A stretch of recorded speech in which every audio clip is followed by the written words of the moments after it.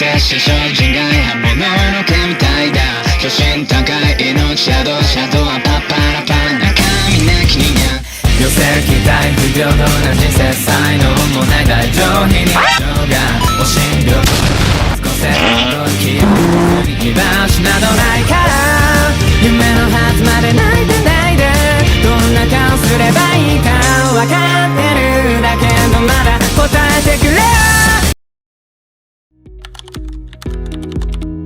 Halo guys, kali ini kita akan membahas dua tokoh besar dalam aliran pemikiran ekonomi klasik, yaitu Thomas Robert Malthus dan John Stuart Mill. Meskipun keduanya hidup di era yang berdekatan, namun pandangannya mengenai masa depan manusia dan ekonomi sangatlah kontras. Yang satu dikenal sebagai pesimisme dan yang satunya lagi dikenal sebagai filsuf reformis. Ikut jo kita mas. Kita mulai dengan Thomas Robert Malthus. Ia merupakan seorang pendeta dan ahli ekonom Inggris pada akhir abad ke-18. Karyanya yang paling terkenal adalah An Essay on the Principle of Population, esai tentang prinsip kependudukan pada tahun 1798. Apa ide besarnya, Malthus berargumen bahwa adanya ketidakseimbangan fundamental antara pertumbuhan populasi dan persediaan makanan. Pertama, ia mengatakan bahwa populasi manusia cenderung tumbuh secara geometris atau deret ukur seperti 1, 2, 4, 8, dan 16. Sekarang, mari kita beralih ke figur yang sangat berbeda, yaitu John Stuart Mill. Ia adalah filsuf dan ekonom jenius di pertengahan abad 19. Mill adalah jembatan antara ekonomi klasik dari pemikiran Adam Smith dan juga pemikiran yang lebih modern. Kontribusi terbesar Mill dalam ekonomi tertuang pada buku Principles of Political Economy 1848. Berisi tentang pemisahan tegas antara hukum produksi dan hukum distribusi. Kata Mill, hukum produksi adalah hukum alam.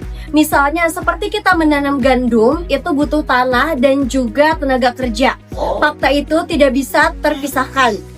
Hukum ini terbentuk dari kebiasaan, institusi, dan juga undang-undang. Ini adalah ide revolusioner. Jika Malthus melihat kemiskinan sebagai takdir, Mill melihatnya sebagai pengaturan sosial yang buruk. Oleh karena itu, masih bisa diubah. Sebagai pendukung utilitarianisme, Mill percaya bahwa tujuan masyarakat adalah kebahagiaan terbanyak untuk jumlah terbesar. Dia adalah seorang reformis yang mendukung pendidikan universal, hak-hak perempuan, dan campur tangan pemerintah untuk menanggapi kegagalan pasar. Akibatnya akan terjadi krisis. Malthus meramalkan bahwa kelebihan populasi ini akan dikendalikan oleh apa yang ia sebut dengan checks atau pengendalian.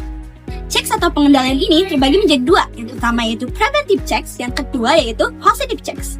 Yang pertama yaitu preventive checks atau pengendalian preventif, yaitu berupa penundaan pernikahan atau tidak menikah sama sekali. Yang kedua yaitu positive checks.